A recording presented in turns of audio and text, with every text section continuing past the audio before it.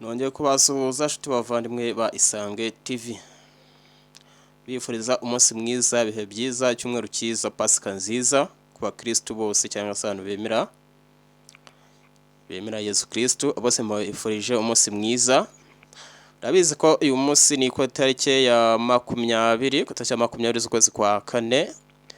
Umunsi abakatolika bose cyangwa se abemera Yesu Kristo bose bizihiza umunsi mukuru wa Pasika. Nkaba rero ndaje ngo tuganire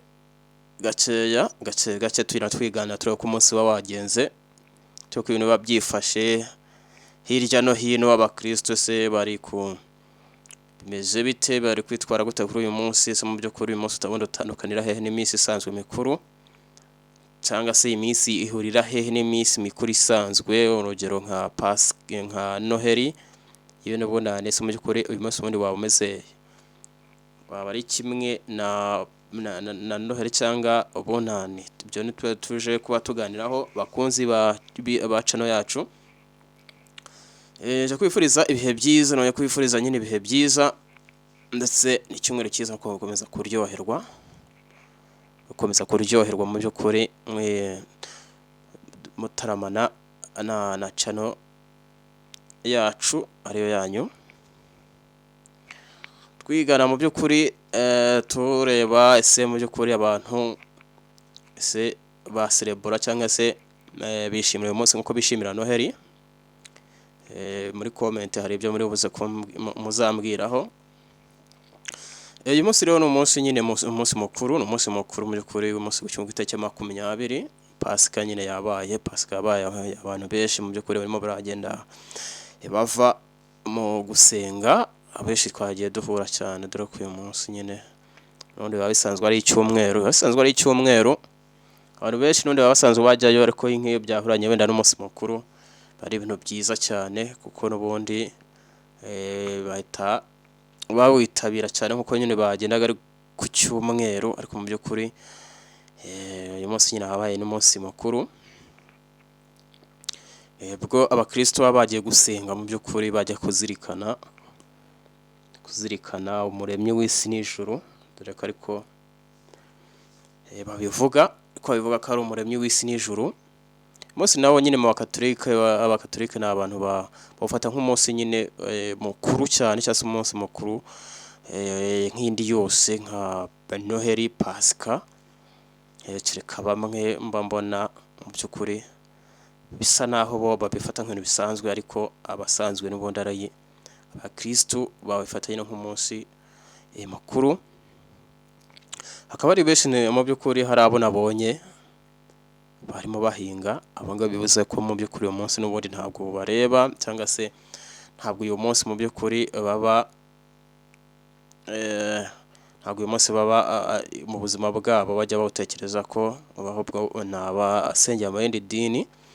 N'abasengera mu yindi dini mu by'ukuri barimo bahinga, nk'abadive barimo bihingira mu by'ukuri. Uyu munsi nta kintu baba babwiye. Uyu munsi rero mu by'ukuri ngira ngo abakatolika cyangwa se abantu bemera Yesu Kristo, uyu munsi ntabwo bagomba kugira gute, ntibaba bagomba kukerensa cyangwa se kufatanya nk'iminsi isanzwe, iminsi yo kujya guhingaho. Bagomba mu by'ukuri kujya mu rusengero, bakajya gusenga, bakajya kwambaza n'iyo Mana mu by'ukuri kugira ngo ibashe kuba yabakomeza kubaha imigisha. Kandi abantu mu by'ukuri, reka turese abantu ubundi bisubiraho. Abantu benshi mu by'ukuri bagiye baba niba ari abapagani cyangwa se ari n'abapagani, abantu badasenga nyine ngo n'abapagani. By'ukuri iyo ureba usanga bamwe nyine babiciye amazi. By'ubupagani byo ntawe birya, by'ubupagani ntawe birya mu by'ukuri. Abenshi nta nubwo banajyayo. Kimwe n'uko abenshi n'ubundi hari abatukana, hari abarwana, hari abacurirana, hari abagira gute. Mu by'ukuri nyine usanga mwene iyi minsi cyangwa iminsi mikuru y'Imana cyangwa se yahariwe kuba gusenga Imana, abenshi bayumva, benshi ntabwo bayiha n'agaciro, kuko n'ubundi ntibabura gukora ibibi n'ubundi. ntibabura gukora ibibi n'ubundi babibona, ni ibintu bafata nk'ibisanzwe. Mu by'ukuri rero twakagombye kwitwara nk'abantu bashyashya, twakagombye kwitwara nk'abantu twakagombye nyine kuzirikana wadupfiriye akabambwa ku musaraba. Mu by'ukuri twakagombye kuba hari icyo tubyigiramo, tukoroherana tugafashanya, tukaba nyine nk'abana b'Imana, kuko usanga mu by'ukuri hari abateye ishoti nyine usanga mu by'ukuri mu buzima busanzwe sosiyete babamo ari abantu badashobotse, ni abantu babiyemezi, abantu bashotorana cyane, abantu babasinzi, abantu nyine umunsi mukuru kuba nta kintu batwaye, umunsi mukuru ntibanawumva, kuba bakora ibyaha uyu munsi se nta kintu bibatwaye mu by'ukuri. Abo ngabo nyine nabo twabagira inama yo guhinduka bakaba abantu bazima, mu by'ukuri bakagana inzira nziza, inzira nyine n'Imana bashakamo.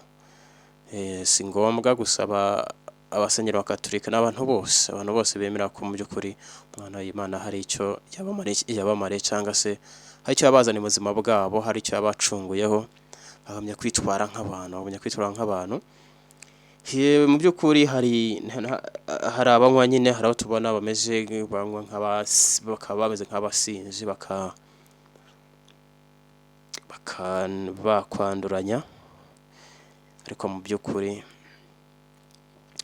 ntabwo biba ari byiza, kuko abantu bagombye guca mu nzira nziza nyine bakabera urugero rwiza abandi. Mu by'ukuri ntibabe wa muntu bagenda biyemera, ba bantu kenshi na kenshi usanga abantu bagenda nyine biyemera, nta nubwo mu by'ukuri basenga, nta bantu nyine bareba, n'abantu bajya gusenga bati mwe mwabuze imikoro, usanga ni abantu nyine babona nk'abantu, usanga batari kubafata nk'ikibazo, kandi mu by'ukuri hari abantu bajya gusenga Imana. Mu by'ukuri twagombye kwitwara neza, twagombye kuba turi mu nzira nziza,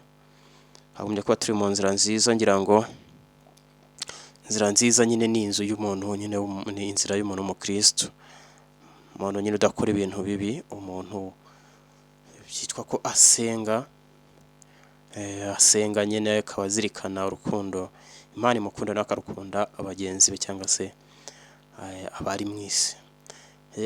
Mu by'ukuri bagombye gukurikiza aya mategeko, muri aya mategeko 10 y'Imana, mu by'ukuri muri aya mategeko rimwe rivuga ngo kunda mugenzi wawe nk'uko wikunda, ubundi ryakagombye kuturanga. Buriya umuntu afata undi nk'uko yifata, cyangwa se atekereza umuntu nk'uko nawe yitekerezaho, byaba ari byiza, byaba ari amahoro, byaba ari ibintu biganisha mu nzira nziza. Mu by'ukuri umuntu aramutse abona nk'undi mo agaciro, nk'umuntu mu by'ukuri ufite icyo amumariye, nk'umuntu iyo bishoboka ko umuntu abangamira undi nawe akahita abyumvamo ku mubiri, ubundi ntawajya abangamira undi, ku buryo wumva nucira umuntu umucira, ariko nawe ukumva ntakugezeho, ku buryo n'umutera ibuye uritereka mu gwa, ariko nawe ukumva rikwitimbuyeho, ku buryo uri bumugambanire nawe ukaba urimo urigambana bya bibi ari buhure nabyo, nawe ukumva bikuguyeho. Ubundi isi yaba ari nziza cyane, isi yaba ari nziza, ba bantu tubona babona nka bagenzi babo hatari abantu.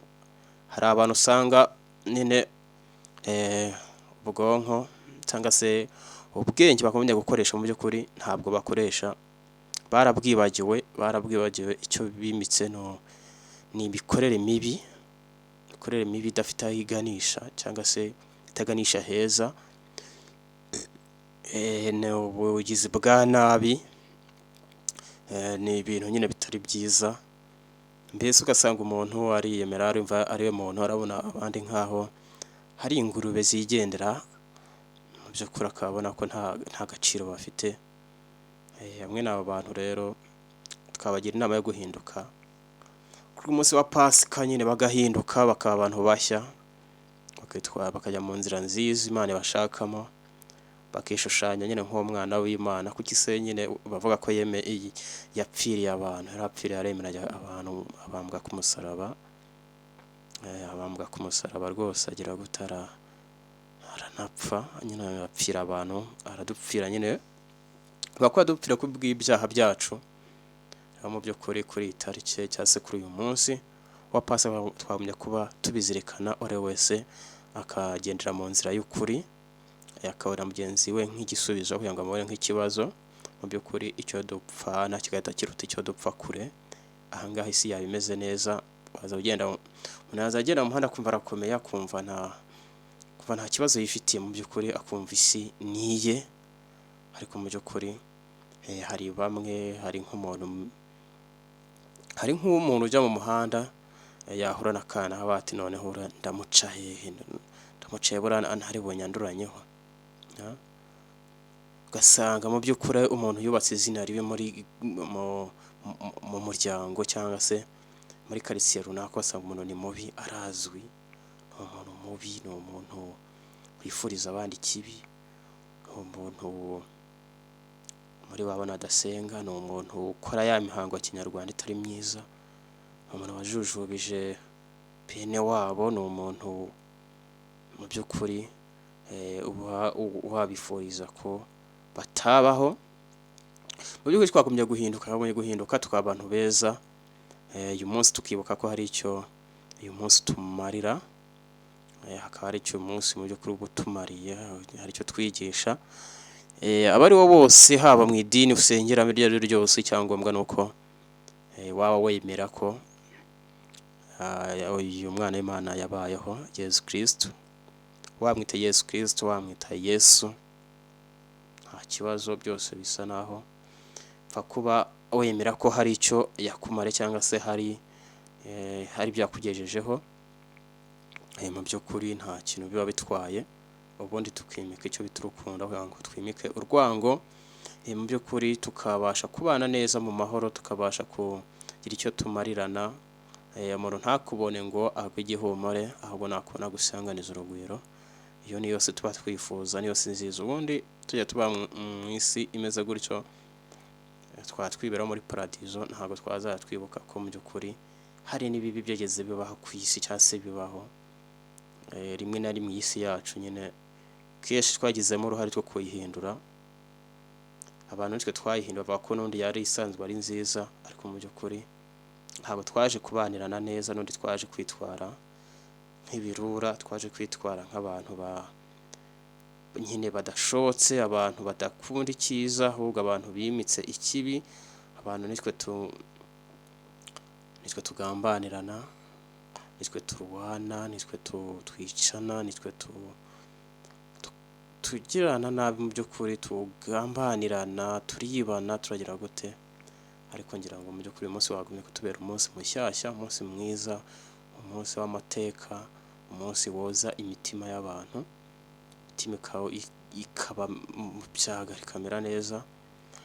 Ikintu bita utununga, nyine twa tununga bavuga, tukavanwaho, hagasigara nyine harambuye, hameze neza, hatyaye, hari simufu, hanyerera, hameze neza, ku buryo nyine buri muntu azajya amubonamo mugenzi we nk'igisubizo cyiza, nk'umuntu waje ukenewe ku isi. Hari igihe utambuka nyine, hari igihe ubona umuntu ukabona neza umuntu akibaza n'impamvu waje ku isi, kandi ntiyigeze akubyara, ntiyigeze kumenya uri umwana, ntiyigeze gukuza, ntiyigeze kumenyera ikintu icyo ari cyo cyose. Ariko aho ugenda mu by'ukuri, aho ugenda umuntu akumva neza arakwanze, akumva nta kintu kibi, nta kintu cyiza na kimwe akwifuriza, ni ikibi gusa, akumva ntabwo mwagendana, akora ko ntacyo haraba, ko ntacyo ushoboye, ntacyo uri cyo, nturi umuntu.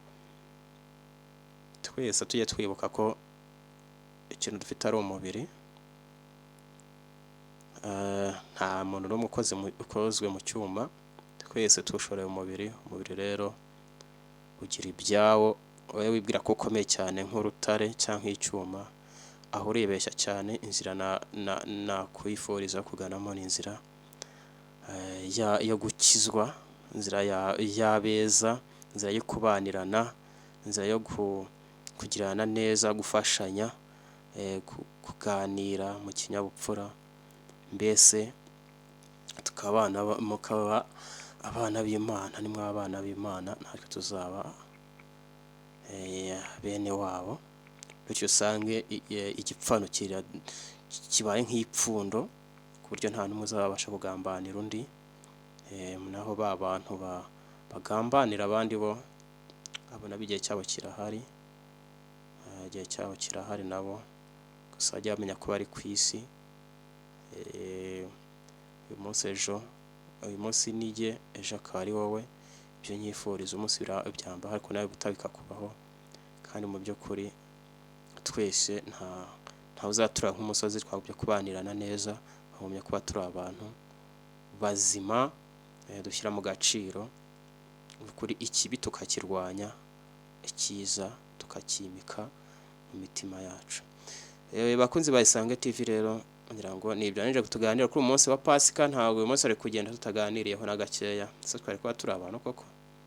Ntabwo twari kuba turi abantu, twakuganiraho gakeya tukareba uko ibintu byifashe, tukareba ko ibintu biri kugenda kuri uyu munsi. Iminota mike nk'iyi ibihagije kugira ngo tuganireho gakeya, ngira ngo baganirizeho gakeya kugira ngo mujye mumenya ko duhari kandi tugomba kuganira, tugafashanya, tukibukiranya ko Imana mu by'ukuri ariyo nkuru nk'uko bajya babivuga, kugira ngo tujye tubanana neza na bagenzi bacu, bityo ubuzima bukomeze bugende butera imbere, bityo nitwabana neza n'Imana bizayishimisha cyane, bityo twongera n'amahirwe menshi mu buzima, wenda icyo dukoze kinagezweho nta n'icyo byaba bitwaye, bityo dukomeze nyine kubanana nk'abantu b'Imana.